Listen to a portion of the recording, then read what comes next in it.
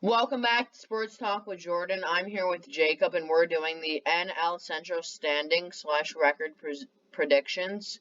And this is part 2, and we're doing each and every team. So stay tuned.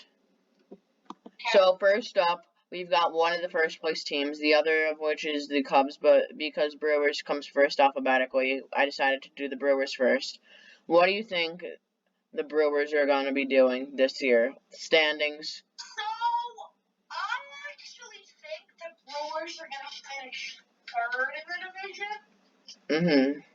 I just don't think they have enough firepower. Christian Yelich is really coming back down to earth.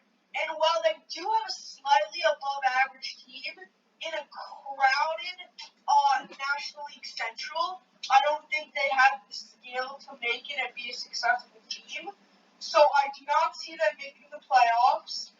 I do not see them contending for the playoffs, actually. I see them finishing third place with a record of exactly 500, 81, and 81. Alright, so I have them finishing in second. I have them doing a little bit better than you. I think you're underestimating this Milwaukee team. So they have amazing pitching so far, and there's no denying that. It's like their pitching has just been absolutely elite, saving runs and scoring runs. I can just see them right behind the Chicago Cubs. So I am going to have the Brewers at 85 and 77. Alright, so next up we have the other first place team in the division. We have the Chicago Cubs, which also have been a great team, tied with the Brewers. What's going to happen in Chicago? So Chicago, I see finishing second in the division. I think they are clearly a better team than the Brewers. I really like the success they've had pitching. I think they have great hitters. They have Christian Yelich, Javi Baez, and Jock Peterson. Wait, no. What am I saying? Chris Bryant, Javi Baez, Jock Peterson, Andy Rizzo, Wilson Contreras. Really solid team. I see them finishing second in the division with a record of 87 and 75. I have the Cubs first in the division. I have them finishing with a record of 89 and, 73, which will be very interesting to see how it pans out. I agree, the Cubs are struggling a lot at the beginning. They had one of the worst offenses, but players have really stepped up recently in the past couple days and weeks, which is why I have them pulling ahead from the Brewers, who I have obviously in second place, which is why I have them in first. So next up for the third place team, we have the Cincinnati Reds, who are finally above 500, I think, after a few games to get back above a winning streak.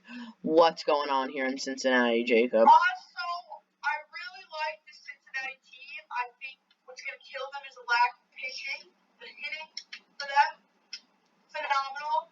Just absolutely phenomenal. I think overall they have a decent team, but I can't see them doing much. I see them finishing in the fourth place in the division at 80 and 82. 80 and 82. I have that flip-flopped. I have them finishing 82 and 80. I'm going to have them as the third place team in the division. So I have the Cubs, Brewers, Reds so far. And you have some first place team who we don't yet know. Then you have the Cubs, then you have the Brewers, then you have the Reds, correct? Yep. So next up we have the St. Louis Cardinals, who played the Mets earlier this season and who have been underperforming so far. What's going on here in St. Louis? I see them. Cardinals, don't totally biased. They're one of my favorite teams in the entire MLB, and I do see them being the first place team in this division. Hear me out. With veteran hitters like Paul Goldschmidt, Nolan Arenado, and young hitters like Tyler O'Neill, and great pitching with Jack Flaherty and a solid bullpen, I see them being the first place season here. I don't see it being by a wide margin. I see them winning. It's only going to be by 2 games. I see them winning the division at 89 and 73. Mm-hmm. But I think this is a really talented Cardinals squad to get the job done. Yeah, I actually have the Cardinals a lot lower. I have them in 4th place. So, I see them keeping up this below average performance. I think they're coming back down to earth like a lot of other teams. Some teams are rising. Cardinals are one of the teams falling, which is why I have them finishing at an 70 and 92 record. Now on to the last place team of the division, the Pittsburgh Pirates. What's going on here? I think we can both agree that this is by far the worst team in the National League Central and probably the entire National League. Possibly. Maybe the Arizona Diamondbacks and Colorado Rockies are worse, but I do see this team with a pretty bright future, maybe in the next 150 years. I see a bright future. I do see a bright future though with Adam Frazier. I see him being a solid second baseman, potentially top 10. But I see nothing out of this Pittsburgh squad. I see them finishing with a record of 65 and 97. yeah, I completely agree. Pittsburgh has been terrible this year. They've fallen last place into their division. They started off kind of okay. That all fell apart. So I'm going to go with Pittsburgh ending in a 64 and 98 season to finish the season in September.